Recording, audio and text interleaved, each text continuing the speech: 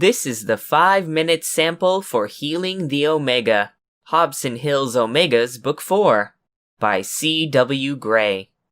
This is my 15th audiobook, and it released on June 14th, 2019. I think I can say objectively that this is the finest audiobook I've done so far. The pacing is extremely well done. The chemistry between the two romantic leads is just phenomenal. The side characters and family members are really well developed for only having a 3.5-hour runtime, and I just think that this is C.W. Gray at his best.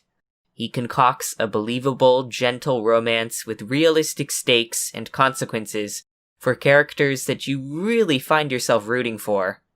The characters truly feel like they've known each other for a long time, and because this is done well, we as listeners/readers also feel like we've known them for a long time, which is such a nice feeling, because you're supposed to like these people, and he does such a good job establishing that. It's great.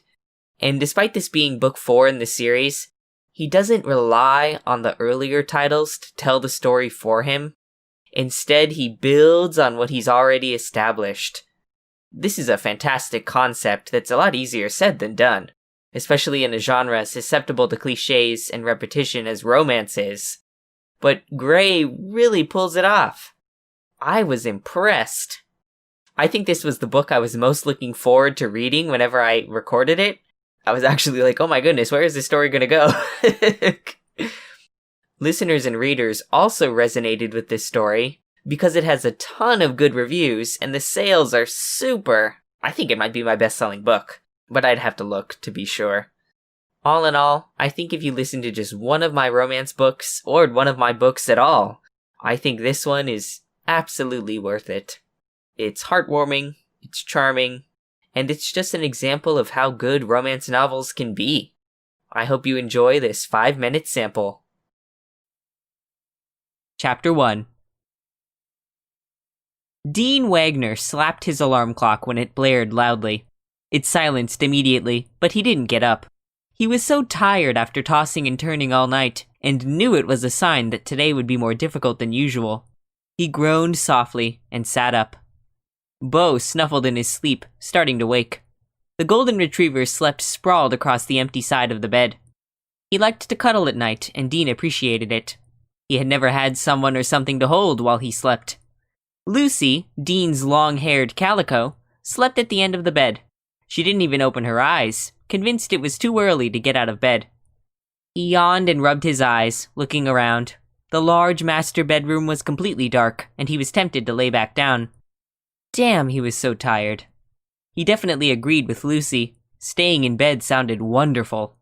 His leg told him that he had to get up and move around. He threw the covers off, grumbling. Spring in Maine was a cold, wet, and muddy time, and he could feel it all in his bum leg. After a hot shower, his leg felt a bit better, and he was fully awake. He headed to the nursery first. Min was almost a year old, and Dean knew he needed to start planning a birthday party soon. "Hey, baby boy," Dean whispered. Min was already sitting up and rubbing his eyes.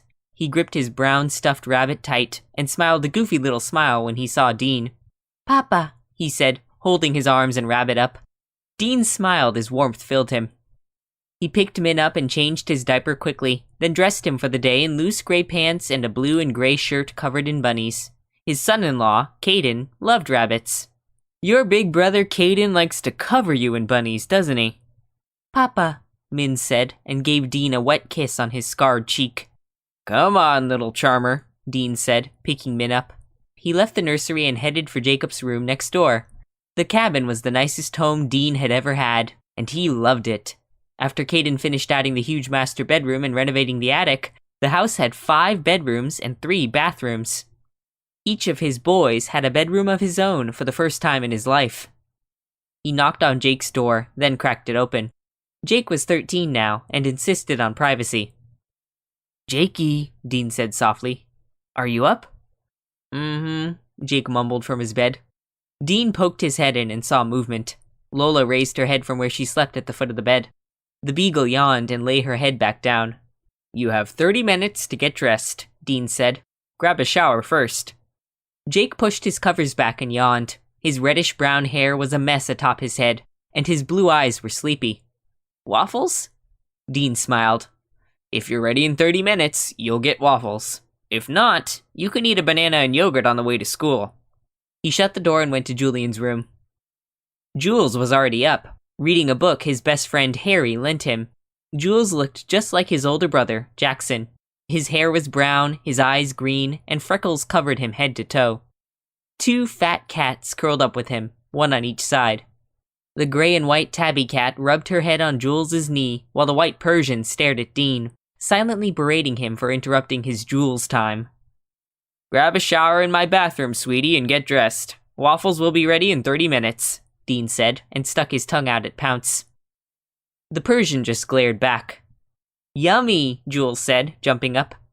The tabby, Betty, meowed, startled by the movement, but made her way to Dean, weaving around his legs.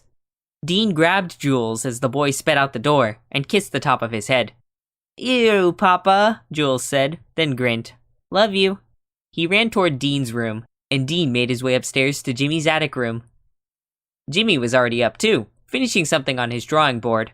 Caden and his brother had fixed the attic up to be an artist's haven with plenty of windows and open space. Jimmy had covered the walls in framed copies of his favorite pieces, from Renaissance artists to comic book covers. "I can't believe you're already up," Dean said, peeking over Jimmy's shoulder. It looked like he was finishing a panel for the new comic book.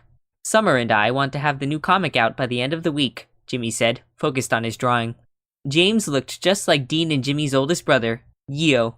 Their features showed off their Korean heritage, but the electric blue streaks in Jimmy's black hair were all him. "Well, you have 30 minutes to get dressed and down to the kitchen if you want waffles for breakfast," Dean said. "Don't forget to shower." "Okay," Jimmy said, distracted. "Yummy," Min said, reaching out a hand to grab his brother's hair. Jimmy looked away from his drawing and turned around, prying the baby's hand from his hair. A link to purchase Healing the Omega is in the description below. This title was a royalty share production, so I make 20% from any purchases. Thanks for listening.